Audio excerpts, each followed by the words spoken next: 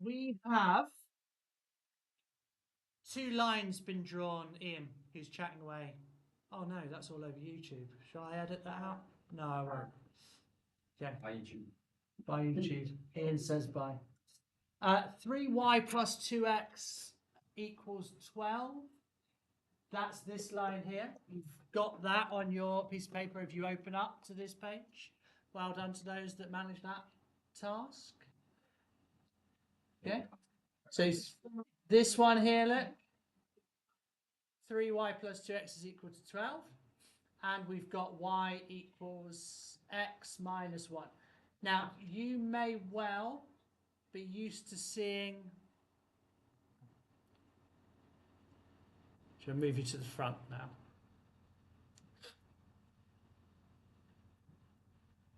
Ah, well, at least we've got a common... Like, if you fail your exam, it's all down to your own actions. I like that. So we've got an equation. We've got 3y's plus 2x's is equal to 12. That's the first equation. The second one was y equals x minus 1. Now, do they look the same as the ones that you've been solving previously? No. No, why not? Similar, because y is equal to x and Yeah. So it's not quite in the same form that you're used to seeing when we're being asked to solve simultaneous equations. However, we could rearrange this, but we've been given a graph instead. And we are going to use the graph to solve the equation. That's what it's saying. Use the graph to solve those two equations. So, any ideas where you think that might be and why?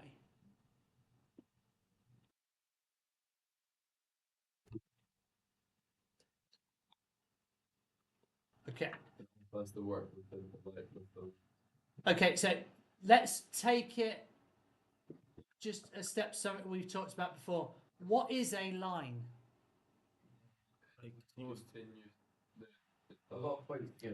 So lots of points, right? So I've got a point here, I've got a point here, I've got a point here, I've got a point here, point on this line, yeah? So what do all those points mean?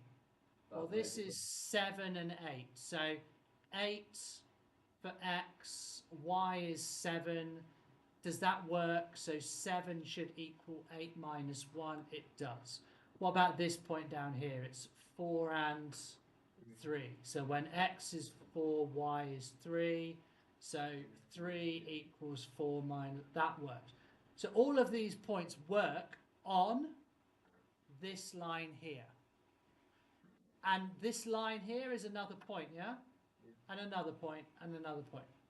All right, so this line is represented by all of those red dots, red points, okay? What about the other line? So we've got point here, point here, point here, point here, point here, point here, right? Lots of points. So if we picked this point here, look, which is x equals 6, y equals 0, it should work in this equation, which is 3 times 0 plus 2 times 6 should equal 12. Does it? Yeah. Yes, it does. So all the blue points are the ones that work on this line. So what's the special one in the middle? Is when it works in both. So we've got a situation here, look, where if I put x equals 3 and y equals 2, I get 2 should equal 3 minus 1, which it does, and I should have 3 times 3 plus 2 times 2 should equal 12, which it does. So this point here works in both equations. So how does 3 times 3 plus 3 times 3 equals 4? Or what's 3 times 3? 9. And what's 2 times 2? 4. What's 9 plus 4? 13. 13. And then minus 1. I tell you why, I've done it the wrong way round. This should actually be three y's, but that should be 3 times 2 Yeah, I was gonna say. and 3 times 3. So that should be 6 plus 6. But good question, you picked up on that. Showed you were thinking. All right, so are you noticing how it's really easy to spot the solution to the simultaneous equations on a graph, yeah? Now, you would not believe how many people would then go ahead and try and solve the equations algebraically, even when the graph is there for them. So what are they doing? I have no idea. Circle. Uh-oh. It might just make things worse. Guys, find the point of intersection of the two graphs. So for this second question, we've got a line y plus 2x equals 5 on the grids. It then says complete the table for 2x minus 1. We should be pretty good with that now. How do we fill that table in? Minus 3. So 2 times minus 1 is minus 2, yeah. Minus 3, then we've got 1. 1. And then So we could plot that, because it says the next thing is on the grid, draw that graph, 2x minus 1. Okay. So you can either just plot these points or do what you know, which is it crosses at minus 1 and goes across 1 and up 2. Cross 1, up 2. Okay. So we've got a line.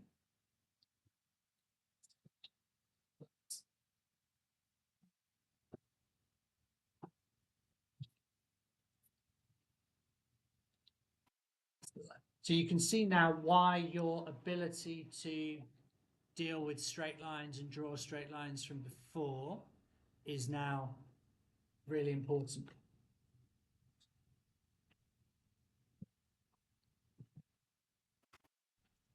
So once you've drawn that line, it says use your diagram to solve. Now you notice that these two equations are the same ones you've got on the graph. So go for it. Yeah.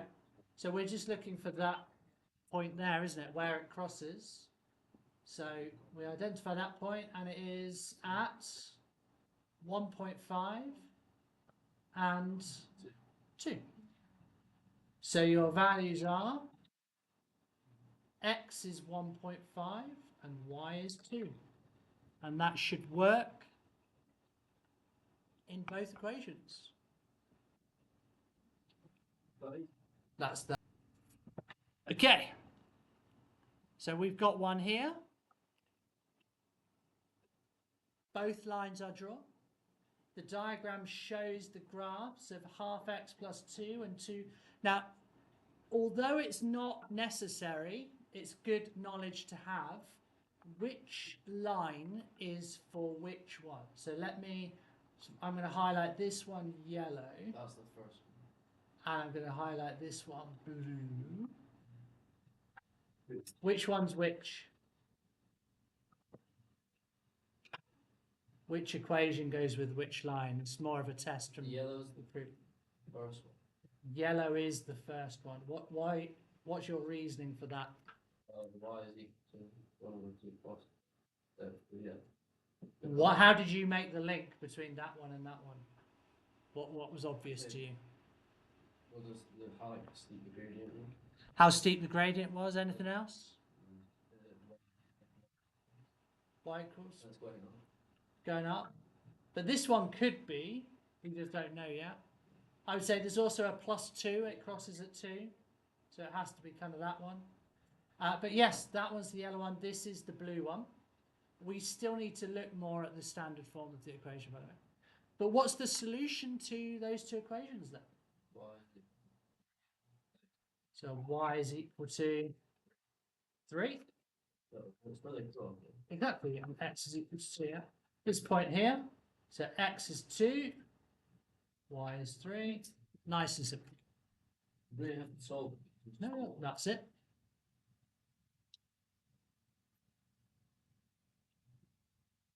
It's a really worthwhile thing to do.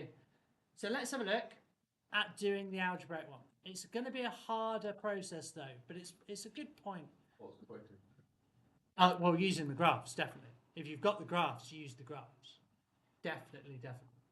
All right, what I'm going to do here for this one is I am going to rearrange this first, and I'm going to subtract the half x so it's on the other side. So I've got y minus 1/2 x equals 2.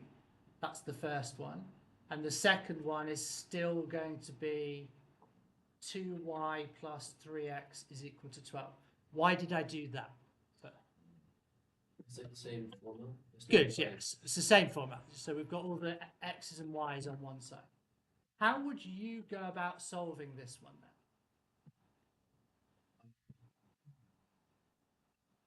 Need to like make it the same. Yeah, so Five. yeah. So what would you choose to do?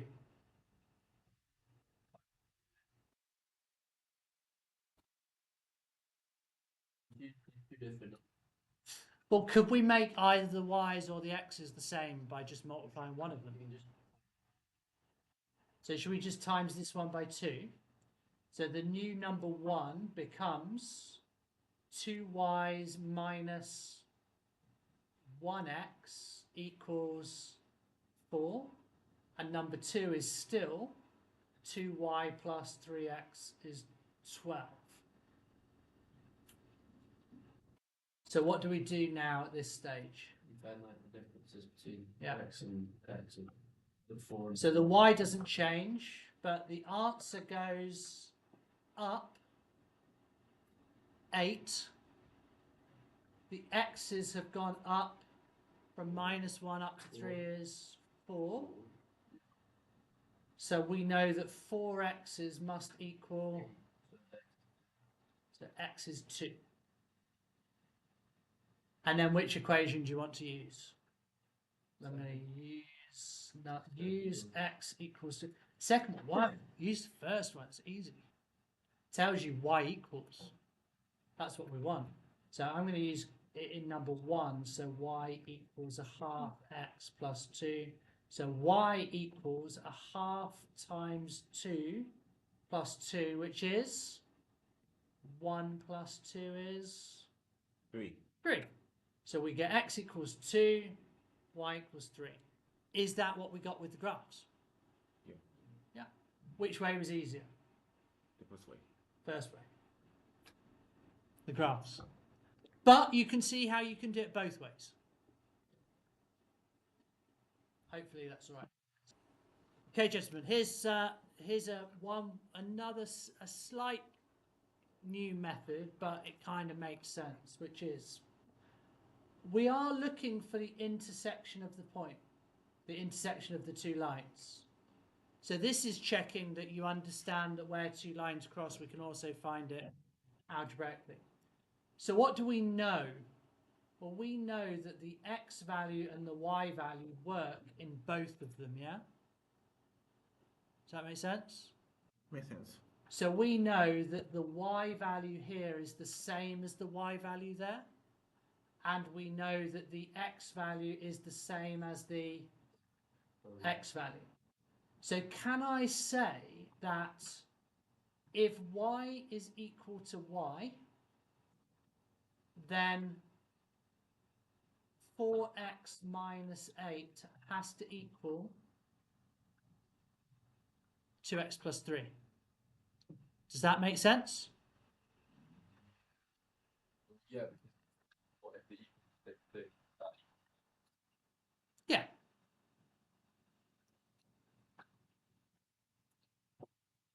So what we can do is solve this. How would you do that? How would you solve 4x minus 8 is equal to 2x plus 3? You should have simple equation. Yeah. Plus 8. Plus 8? Okay, add 8 to both sides gives you 4x is equal to 1. now what? So should we minus 2 x's from both sides? 1x is equal to 5.5.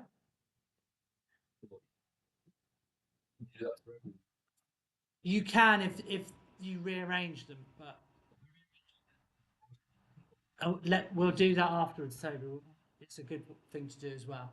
We'll definitely. How do I find out what the y is? Well, I can use either of those. I'm going to use y equals 2x plus 3. So that's y equals, sorry, not y. Y equals 2 times 5.5 plus 3, which is 11 plus 3 is 14. So I know I've got a value here of 14 and a value here of 5.5. You get an answer. No, well, you shouldn't do, should you? They only cross at one point, so it's a nice method, yeah. But it's nice because the way the equations were. So what we're doing now is we're building up lots of different techniques that are all similar but useful in different situations. So let's have a look, like, because Toby, what he did was did the previous methods that we did before. What did you do, Toby? So take away the, so you've got number 1 is y minus 4x is equal to negative 8, and number 2 is y minus 2x equals 3. So put it in a form that you're used to seeing, which is fine. What happened? So we've gone added 2 x's and the answer has gone up 11. Exactly the same. So 2 x's equals 11. I mean, actually, Toby, we could have done exactly the same thing using this form, which is what happens to these numbers? Add 11. What happens here? Add 2x. What happens here? Add 0. So we know that the plus 2x and plus 11 are related again. So we don't even have to do any rearrangement, but it's all good. Make sense? So yeah, you've got a couple of methods there, guys. You've got because y and y are the same, therefore the other 2 bits are the same, and you can solve it in that way. And then we've got the method where Toby rearranged it to the way we're used to seeing it. Okay. Any questions over any of that stuff? No?